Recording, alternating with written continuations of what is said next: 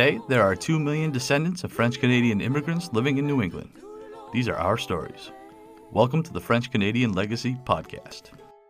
Venez tous jeunes filles et garçons, je vais vous raconter l'histoire de notre immigration ici au USA, de grands aventuriers, de pays étrangers. This is the French-Canadian Legacy Podcast. I am Jesse Martineau. This week's guest is Anthony DesRois.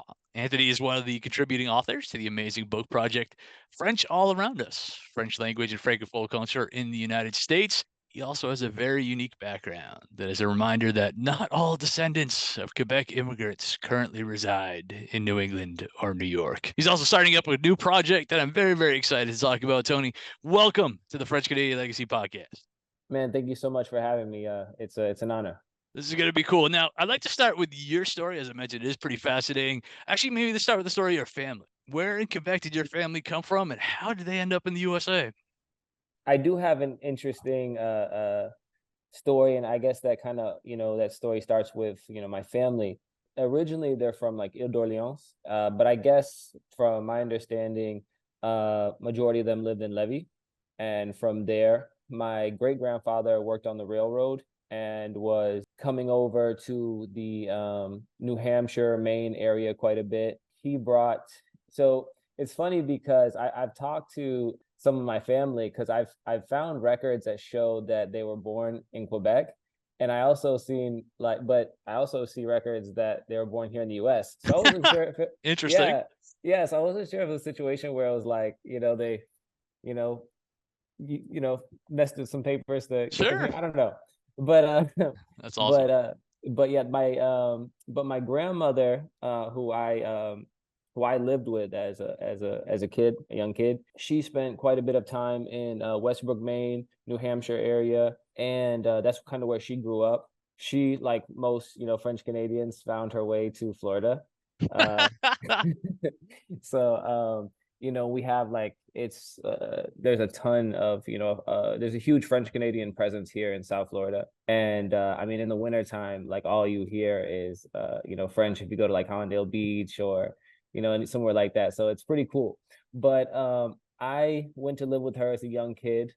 We had unfortunately my grandmother was born out of wedlock, and I think that was a big deal back then. I hear, I've watched your podcast a lot, and I've watched, others, and there's always this talk about like when that link is broken from like Quebec to here, like there's always that one person like in your family that kind of keeps that like link together. My grandmother, her being born out of wedlock, and her mother being young, kind of broke that. I think she was actually raised by her aunt, who lived in Westbrook, Maine, from my understanding. And so that for her was kind of a difficult upbringing, kind of being, in that situation. And, especially with so many French Canadians having that strong, like Catholic background, she still was very Catholic herself. But I think, that being kind of like a shame on, the family kind of type of thing, kind of separated us from quite a bit of the family. But lucky enough, my mom and my aunt got to go back to Quebec, New Hampshire, and Maine to be with the family during like the summers and winter time.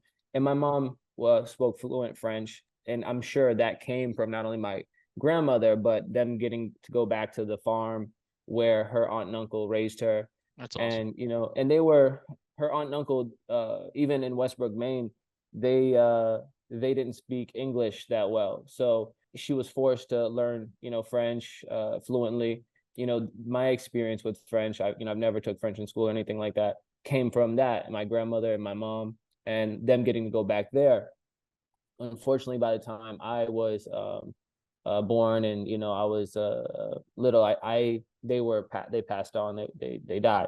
I never got to go back there, but still, I got all that to me here in Florida. No, that's super interesting. Yeah, there's a couple of things that stuck out when I read this story kind of in your chapter. First of all, tell about your great-grandfather working on the railroad in Lévis. I thought it was way cool because my great-grandfather, at least our stories that got taught in my family, worked on the railroad in Saint-Apollinaire, which is the neighboring town to Lévis. It actually borders Lévis. So That's I thought, awesome. so it's very possible we're talking about the same type of thing, and how my grandfather moved to the States because there was word that that railroad was going to start laying off people, starting with the least educated. And my great grandfather had zero education, and so he saw the writing on the wall, and that's when they left the farm because they still had the farm, but he had been working still part time Exactly. also to make some extra cash with the railroad. So that's when they came to the States, which I thought that was amazing. But I also thought the Westbrook, Maine thing is cool because my sister actually has a dance studio in Westbrook, Maine right now. No way. That's crazy. And it's one of those towns. It's funny because people don't think about it when they think of, the Franco-American French Canadian cities in Maine would that Mhm. have that have that French Canadian background or whatever. Obviously everybody talks about Lewiston and Biddeford, Brunswick, but there was a thriving community in Westbrook, Maine, which not a lot of people know about, which I think so it was kind of cool to have that connection as well. It was really neat. So when did you guys go to Florida? How long have you been there like your whole life? Is that your story? So my grandmother moved down here, but I spent the first few years of my life in Utica, New York. That's where when I was with my mother, we had a bit of a rough childhood. So I moved down to Florida when I was in like elementary school ages with my grandmother, who had already been here for quite some time. She pretty much raised me, and it was kind of cool in a way because my grandmother was really old, and she was that French Canadian type grandma, didn't mess around, which That's awesome. it was awesome, and I really got to experience. I think maybe if I would have grew up with my mom, the whole, like most kids, maybe. And I mean, my mom did definitely pass down. I remember like us taking the train ride to Florida, like, and I have that Wow. specific memory of my mom kind of prepping me for my grandma, because at that point I didn't really know her, and giving me those, like, how to say those like French sounds, like how to, like, it was That's just like awesome. That's a so nice cool memory I though. had with her. Yeah, for sure. It was a blessing to grow up with my grandmother because she gave me so much of the culture, just even going down to teaching me how to cook. That was a big thing I always did with my grandmother. Like, she taught me how to cook. Majority of the French that I know, I speak very, get by French, but it all came from her, so it was a blessing to have spent that time with her. Unfortunately, being that my grandmother's old and I went to live with my grandmother, it was a situation where the state would check in on us and type thing, and they thought she was kind of too old and wasn't in the best condition to raise two kids. So I ended up not getting to stay with her. After we stayed with her for a few years, Hmm. and after that, like, French became, and when it was, I talked about it in the book, but it was like when I was a kid, I didn't know the difference between French Canadian and French. Like, I had no Sure. idea about France. I didn't think about it as two separate things. But I just remember that thing, like French as a thing, feeling like home and feeling like my grandmother, feeling like me, like, when you don't have like a family or home, kind of like anything that reminds you of that feels good. Sure. Sure. And so French became like that for me. Like, it became very important to me because it reminded me of like who I am. You talk about the situation now in South Florida, which I was pretty curious about because you talk about a lot of people go there for vacation. But how many year-round residents are there of Franco-American heritage? How did your family become a year-round resident of South Florida from Westbrook, Maine? I don't know what the like link is to Florida. I don't know if it's so. I do know that like several agriculture is big here. Commercial fishing is big here. When I was a kid, when I moved in with my grandmother, I actually worked on a commercial fishing boat, Oh, wow. which some of my family did here in South Florida. So I don't know if it's just the weather, or maybe kind of like even in the book I read, some people think Alien Race, even he talks about it, where your cousin gets here and it's like, hey, this place is great, there's some cool stuff here. For sure. Yeah. I don't know if it Yep. was one of those type stories, but man, there is several all year around residents here, Yep. but majority of them obviously are snowbirds. Gotcha. But there is places here, whether it be French Canadian restaurants, French That's awesome. Canadian bars, a hotel. We have a French Canadian hotel here, Really? like all year. Like, That's amazing. it's in French and English. It's really cool. We don't It's even really have that cool. in Manchester. That's amazing. Yeah, it's really cool, man. And it's they majority of them stay in like the southern Broward, North Miami area, all up and down the east coast of Florida. Each beach town you'll find in the wintertime a French Canadian presence. Jensen Beach, there's a motel that like it gets filled with French Canadians, That's and so cool. it is, man. It's really cool. And we gotta go. I'm gonna get a group together, go hammer some puts in down in Miami. I think that'd be a That's right. blast. Very cool. Now, you wrote about some of the things that's like on your chapter that things were said to you or even done to you because of your French background. Can you just talk about some of those? Tell a little bit of those stories. Yeah, man. So like I was obviously overly, proud of, my background. And there was just, several times growing up where like you see that there, and even during like 9/11 when I lived with my grandmother, like there was this huge backlash against like anything that was French. And just like I didn't know the difference between French or French Canadian, people didn't care about it either. Sure. My grandma had a friend who had a bakery who was French Canadian, but I remember her having issues during that time. But I think in the book I talk about it. I can't remember if I did or not. I remember I had like something on my desk at work, like You that did. was like, Yep. yeah, there was this army. He was a former army guy, which I'm super supportive of the army. So I'm not saying that's the reason he did it, but Of course.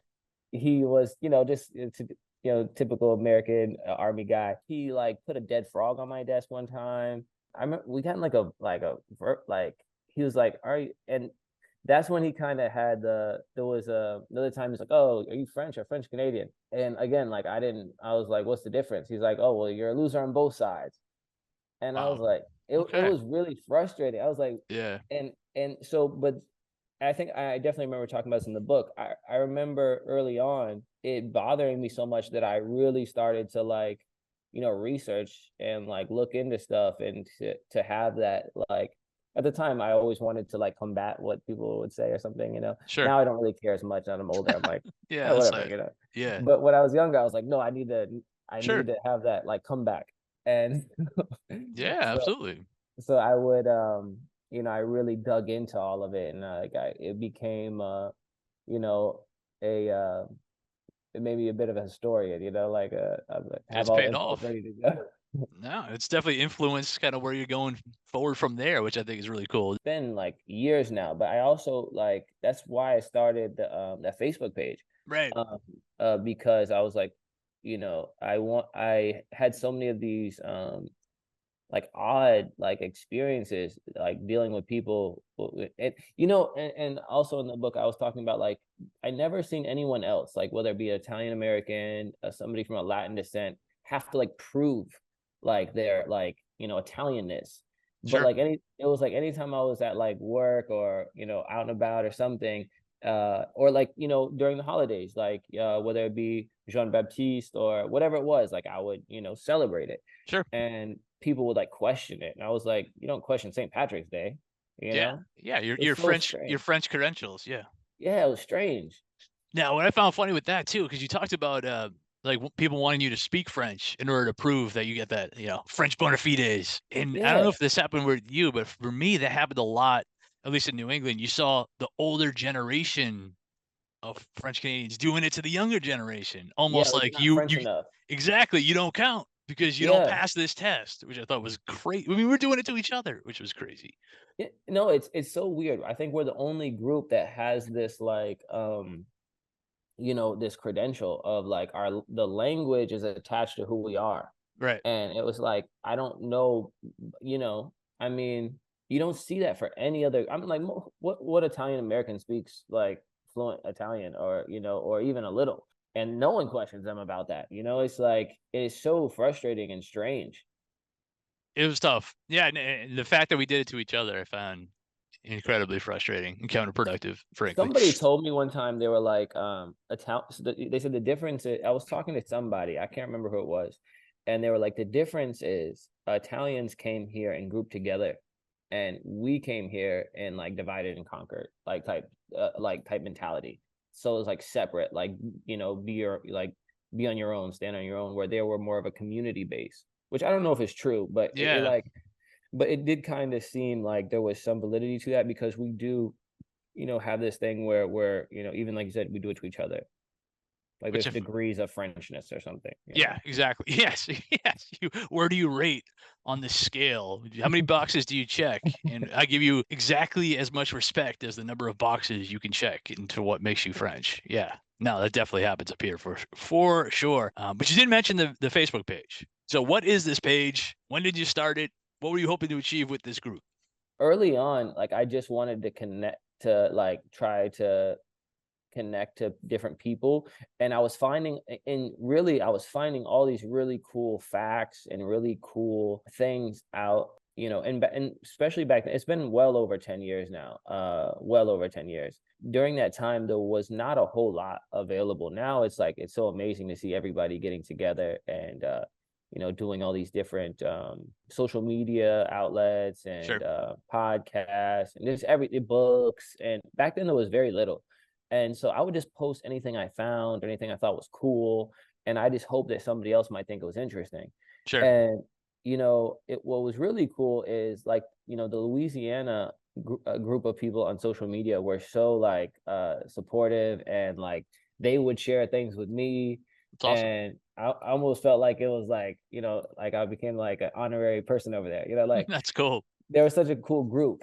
And so then it became more or less like a group just to kind of like so I guess what I'm trying to say is I've had like at different times it's been different things for me. I've always tried my best to especially as of late, I've always just tried to be something where I was supportive of the community, and anything that I seen that I thought was like impactful, or anything that I seen was like cool that somebody in the community was doing, I would try to share it. To me, okay, maybe I picked up a follower or picked up someone on one of the Facebook or Twitter or something that maybe someone else didn't, and if I could connect them, that was good enough for me. No, that's very. I mean, that reminded me of kind of the connection you talked about, I guess, with your mother-in-law, and kind of how that your background kind of played into influence that relationship. Can you talk about that? Because I thought that was a fun story. And that has been one of the coolest parts of being like a Franco American, I think, is because no matter what the group is, like I said, Louisiana or wherever, so me having this like a background to be able to anytime I see French or hear French, like I'm like, oh, I'm interested. So obviously living in Florida, we have a huge Haitian population, huge. Sure. As a young, I moved in with my wife's family when I was like 16 years old. Oh wow.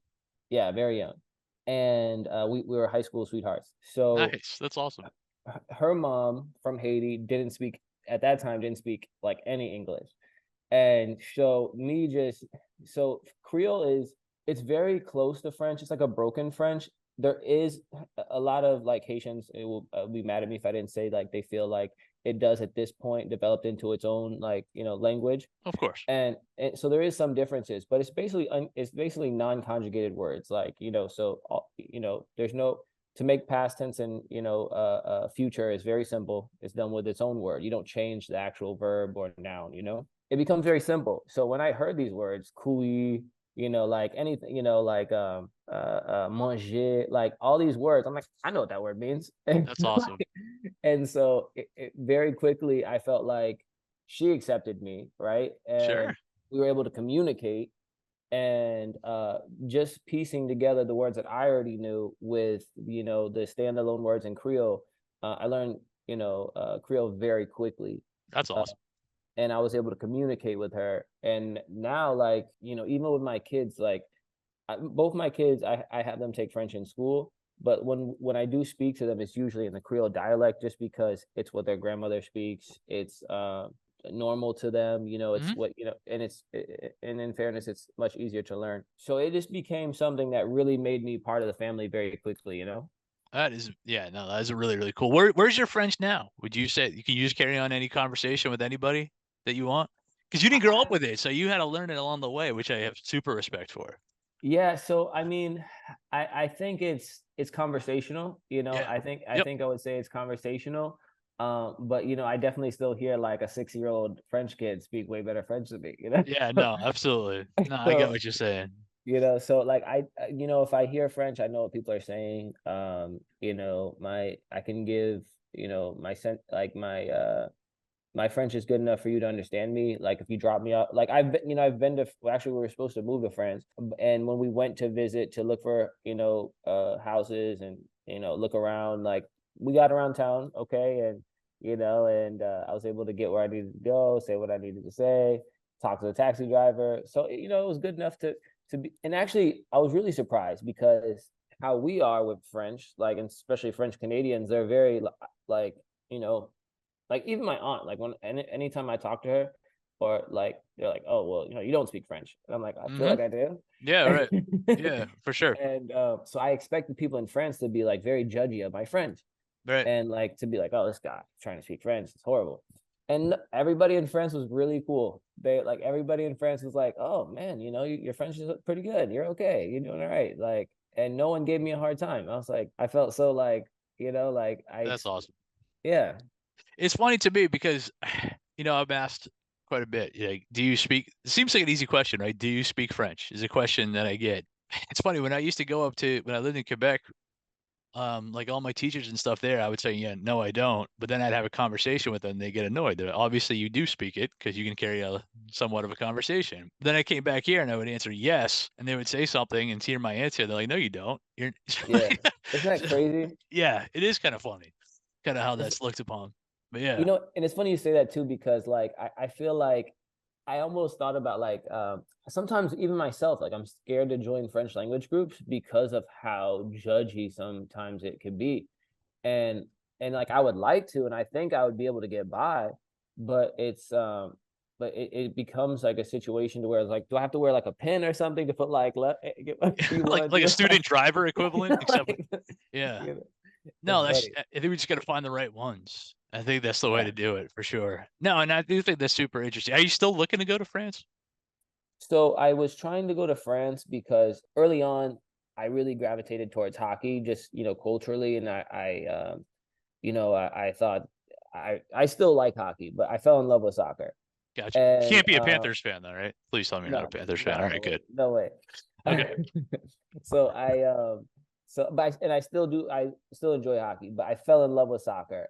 I started writing about soccer, and I got with a news outlet called Get French Football News, and basically French soccer became very popular with PSG and Sure. all the success they've had, and so there was an interest for from America and from English speaking countries for French soccer.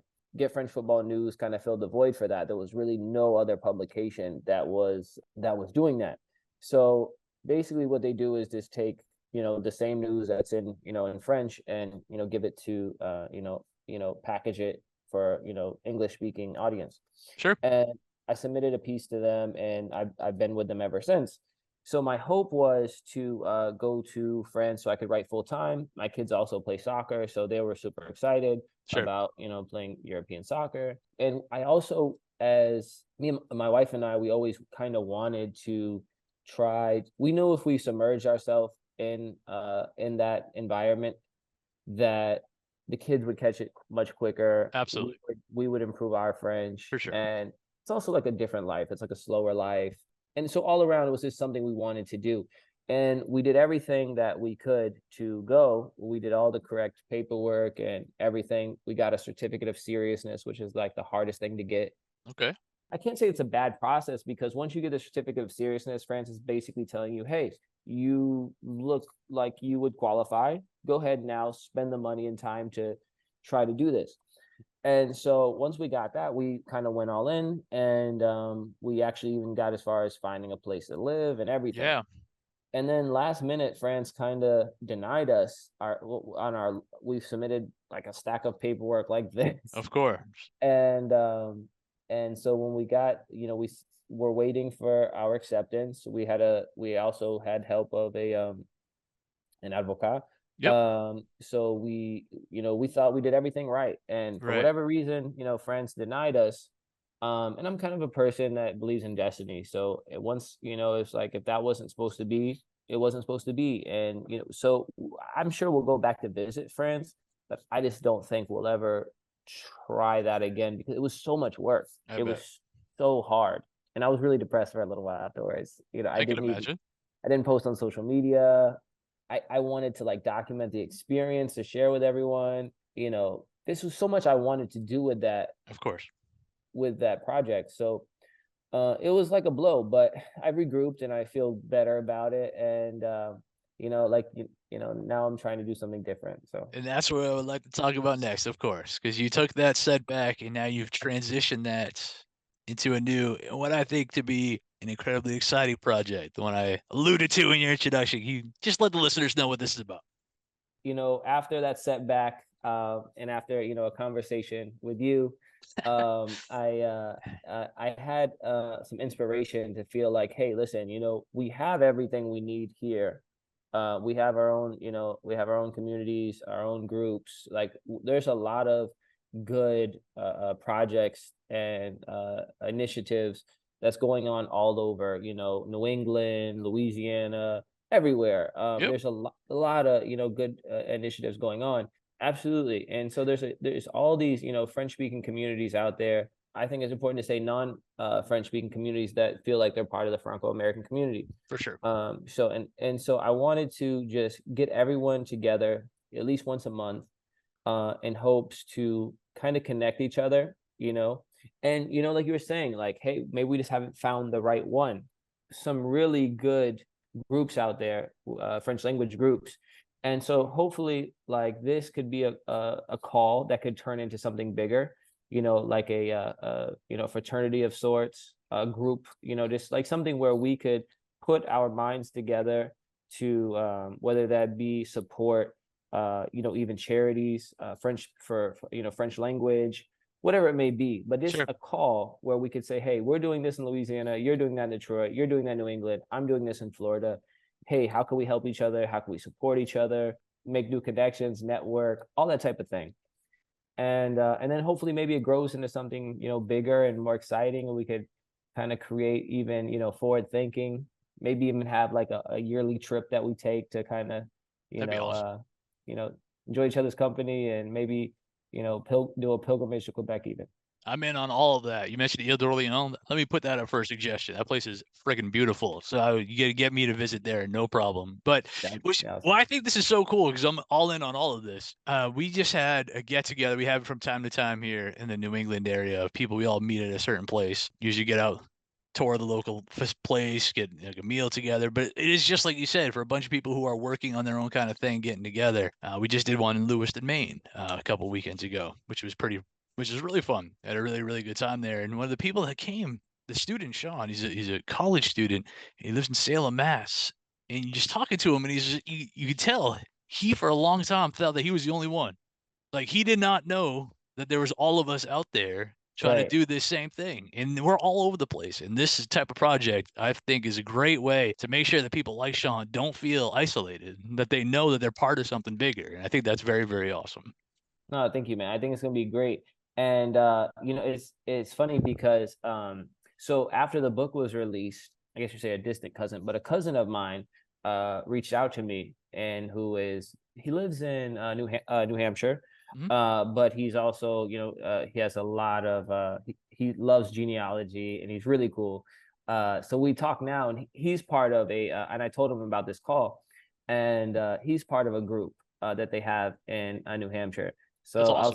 I was like, and it's like there's different projects, initiatives that they're working on. So I'm like, this is like you're saying, like, let's connect everybody. Absolutely. And let's figure it out together, And that's the thing, like, there's so much. I mean, Tim likes to talk about, Tim Beaulieu likes to talk about it as like a talent collective. And like, there is so many people out there that can be super beneficial. Like, Tim Beaulieu is friggin' really smart when it comes to anything business related. So if you're working on some business venture that has a French thing, you're probably going to want to talk to him. Yeah. If you're doing anything academic, it'd be amazing to connect with some of the, Patrick Lacroix, for instance, amazing PhD up in Fort Kent, who's willing to work with people. And the talent's out there, people willing to help. They're out there if we connect with each other. And I find it super motivating, personally. When you leave those type of interactions, you come back home, you're like, all right, I'm in now. I got to do more. Yeah, 100%.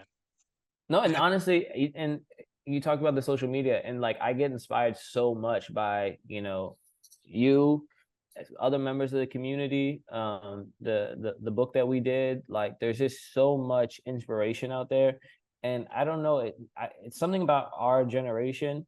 Like we definitely have like done like a 360 on everything. Yeah, for it sure. wasn't always something, and you've had so many guests that have talked about it, but it wasn't always something that was appreciated or even wanted to be appreciated, have any sort of not really honor, but there was no like appreciation for who we were as a group. No, it's almost an embarrassment, like almost an Yeah, opposite. Yeah. absolutely. And I don't know why. I really don't understand it, but that's something I've never really been able to figure out, even with the research and everything. Like, Yeah. there's definitely things that have alluded to it, but I think with things like this, like your podcast, this group that we hope that we can get off the ground, I just think there's I think there's enough to where if we can do a tenth of what I think we're capable of doing, it'll be really cool. No, I think that's 100% right, and I'm super excited about it. But I could not let this conversation go without touching upon something that I spent a lot of time thinking about, something you wrote about in your chapter, something that Tim Bullia talks about all the time, and that's the future. So we do spend a lot of time as a group talking about, what our heritage is with the past. But you do talk quite a bit in your chapter about what the future is going forward. So a couple of questions. First, I'd like to start even specifically with your family, because you mentioned your kids a couple of times. How many kids you have? How old are they? And what are you doing to pass that along to your kids? Because I think that's a cool story. Absolutely, man. Thank you. So, yes, I have two boys. They are 12 and 15. I've definitely done my absolute best to have them appreciate both their cultures, whether that be their Haitian culture and their French Canadian side. We celebrate every Jean Baptiste. We do the Quebec Christmas here. So A little réveillon, yeah. yes, I call it the Quebec Christmas. And so they definitely, I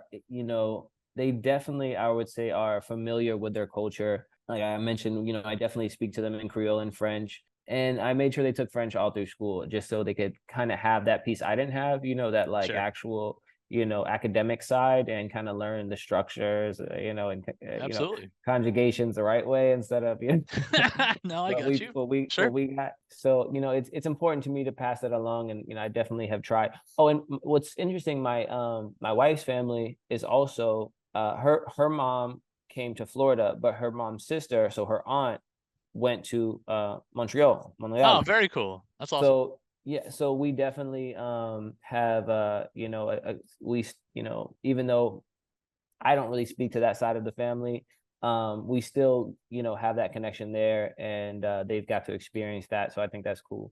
No, and that is very, very cool. And even broader now, what do you think can be done? Because again, you talk about this in your chapter. What can be done? What should we be doing to ensure that this amazing culture that we are absolutely very fortunate to share continues to thrive going forward? Well, I think it's twofold for me. I think it's twofold. It's definitely bigger than that. First, I think there's something important about having some sort of ownership of your culture. And so things like St. Patrick's Day, right? Like there's an ownership of it. There's Sure. these like, like the Knights of Columbus. There's all these different things that give you ownership, whatever it might be. It might be the actual holiday. It could be a group. It could be, a restaurant, but there's things that they have ownership over, and they market their culture. So I think it's important for us to do the same. Like, and I think we're doing it. So that's why I kind of focused on this group, because I see, things like the Poutine Fest. Absolutely. I see things like that. That's ownership, right? And we're Yep. excited about it. They're Absolutely. festivals. And so I think having some sort of group, which is like nationwide to connect us, something that, because I don't think like saying Cajun French or Quebec French is bad, but it is a bit counterproductive sometimes. So Franco-American, it encapsulates all of us. It's like it's for all of us. But when we separate with all these little differences, I think it also kind of puts us in these little corners and pockets that makes it hard for us to grow. So I think having ownership of the culture is important. And then having the second part of it is having things that are available in French once we're able to kind of, like with all of the French language initiatives that are in the school in New England, Louisiana, I'm sure elsewhere.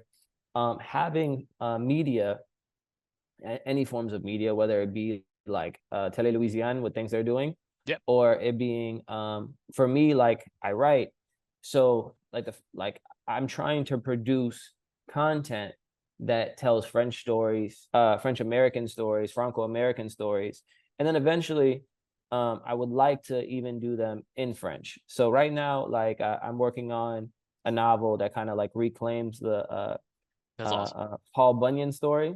That's cool. Yeah, in like a different way. So like, because I think it's a cool French. I did it because my son didn't know that Paul Bunyan was our guy. I'm like, hey, no, like That's no, it's our amazing. guy. And so I was like, I was like, no, this is important. So you know how like French Canadians kind of like over exaggerate stories, not in a lying way. It's just like a passionate way. You know what I mean? I think we're terrific storytellers. Yes. Perfect storytelling. It's like, it's like it's just super passionate and it becomes so passionate and so big. It's like exaggerated. So I wrote about Paul Bunyan, which I retake with Paul Bonjean. Nice. And I just basically made a story that was like, yeah, he was a really great guy, but he wasn't really a giant. It's like this is our way of explaining him, how big he was to us, you That's know? awesome. Very cool. Yeah, so I think like once we have enough media and content um, that is available for for Franco Americans, kind of like the telenovela. What are they called? Telenovela, like the Spanish. Yeah. Telenovela or whatever. Yes, I know Yeah. what you mean. Yep. So just having things like that are available for us, and for the younger generation, the next people to come, I think once they have content and media that is passes stuff down, but it's also for them to intake, them to enjoy. I think once we do those things, it will be much easier to grow the community and also to make them proud of who they are, but also inviting in people like that are like maybe not as connected to their French Canadian sides, and just being very like accepting of, like you said, like accepting of everybody. Even people who are just like French enthusiasts, like For sure. it's I think it's important. Like that's really cool. I think that's awesome that you have no connection to that, and like it's something that you're interested in, and I think that that's amazing.